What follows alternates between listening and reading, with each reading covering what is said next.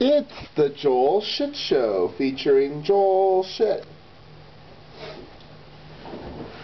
Hi, and welcome to the Joel Shit Show. I'm your host, Joel Shit. So, here I am in Harris, Lake Tahoe, room 415. And, gonna check out soon. Head over to the lakeside, get some baseball lines, pick some baseball teams, make some baseball bets, and watch some baseball. Oh, what fun it will be to ride this one-horse open sleigh. So, yesterday,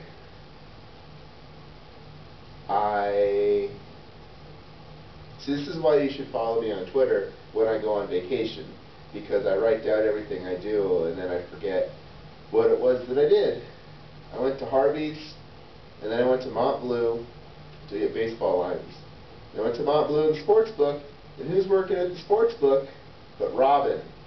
And I worked with Robin when I worked back at the old Caesars Tahoe, back 10 years ago. She remembered me, I remembered her. She forgot my name, but that's okay. I only worked with her for about 2.5 months before I switched to graveyard. And I didn't usually work with her, I just worked the same shift as her. I didn't get Robin very often, usually I got Nancy. Nobody wanted to work with Nancy, and I was the new guy. That's how it works. So I got baseball lines, and then I went to Lakeside, and Luke was working, so I said hi to Luke, and I got baseball lines. And out of the 15 games, 12 of the lines were best at Mont Bleu, so I had to go back and bet those 12 games. I did an 8-team round robin by 2s, and a 4-team round robin by 2s, 3s, and 4s. The 4-teamer I went 1 and 3, so I didn't win anything. The 8-teamer I went 5 and 3, so I won 10 of the 28 bets.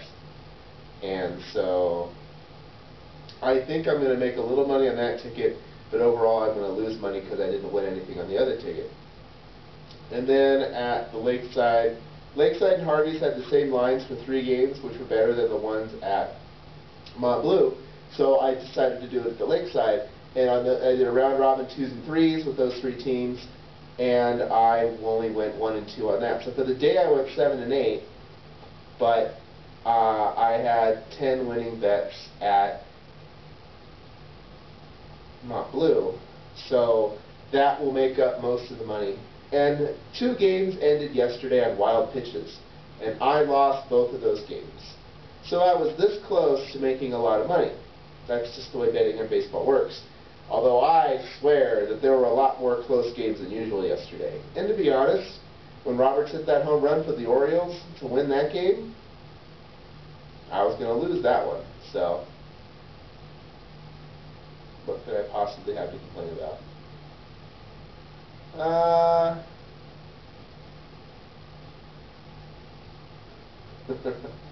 I suppose you saw Michael Bourne's home run yesterday.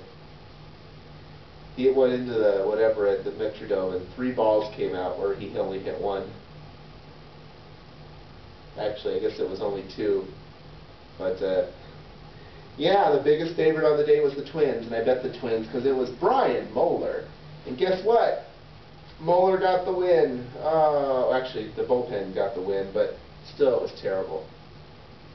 So after that, after I watched some of the games, and then Luke got off, we sat at the bar, watched some of the Twins-Astros game, because remember, he's a Twins fan, I'm an Astros fan, so pretty good timing. And then, while I was watching baseball around 11:30, this guy I worked with at Caesars, Jesus, comes downstairs, and he sees me. Someone must have told him I was there, because he was kind of looking for me.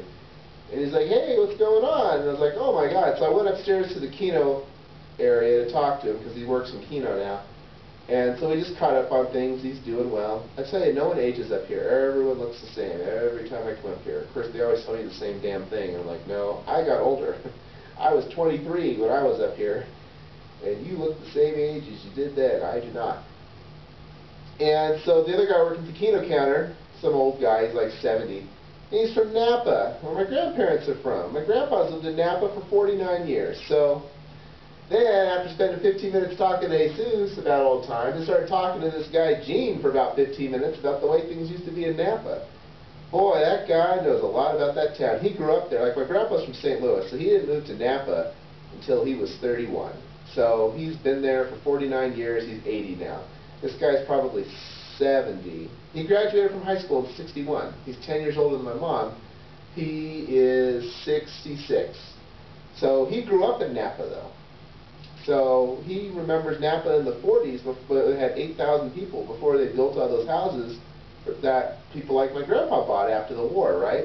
Well, I guess after the Korean War, not a very good example. But still, a lot of people were buying shit in the 50s and 60s, you know? A good time to be in the economy. So we caught up on things, and oh, this used to be that, that used to be this, and you know, that's what you do when you talk about cities, right? And this guy worked at Lucky for 30 years. He worked at the Lucky at Lincoln and Soskell, or Lincoln and California Avenue, I don't know. Not the one at Jefferson and Trancas that I used to go to with my grandpa all the time, but still, it was a fun time. So then I went back downstairs and watched my baseball. Then, after all that was done, I went back to my room and I grabbed my tokens, went and played Beat Mania, and the high score list on Beat Mania was completely reset. But that's really not something I can complain about, because the last time I was here, my high scores from the trip before that one were still there. So I didn't even have to play. So I played 4 or 5 times and got some okay scores on the high score list. And I doubt anyone's playing it, but I'll check it again today before I leave, and maybe I'll play it again. I got to do something for the next hour, because yesterday when I got to the sports books at 8, the lines weren't up yet, and I don't want to sit around and wait. So we'll see what happens. Then I ate at the buffet at Harrah's, and it was $31, and I tried to eat $31 worth of food, but I don't know, that was really hard to do. And I went to the sports book at Harvey's and watched the rest of the games, and I went back to my room and watched the rest of the Giants game, and I had bet the Rangers, because I said Matt Cain's really not that good, and the game. And you know, the thing is, so many games were close yesterday that if you bet all dogs, you probably would have won a lot of money. Because if a game could go either way, you want to be on the side of the dog because it's going to pay better. So, needless to say, I didn't win that game, because that was the second game of the day that ended on a wild pitch that caused me to lose. That was the difference between a winning and a losing day. I know I already said that, but it still gets me. This is why I don't bet sports normally, because I sweat the games too much. It was agonizing watching the Cubs win that game. It was agonizing watching the Giants win that game. It was, oh God, it was horrible. And in both cases, the favorite won. What do you want to do, right? But why am I going to lay 180 when I can take back 165? That's what I'm saying. I don't know. I think I seem to be able to take an exciting day in Lake Tahoe and make it boring. I really don't know. Today will be much like yesterday, with watching lots of baseball and then driving home. So you already know what tomorrow's episode is going to be like. The only difference is it will be from home. My girlfriend is leaving for Toronto today. She'll be back on Friday. So the next few days, episodes will be coming up in the morning like they're supposed to, without any delay, and that will probably be the only good thing about her not being there. Well, that's all the time we have for today. Visit us on the web at joelshitshow.com. Email joel@joelshitshow.com. Oh, I gotta walk all the way over there. I miss my old camera where after 3 minutes it would shut off. Then you wouldn't have to listen to me for 3 minutes. Ah, so far.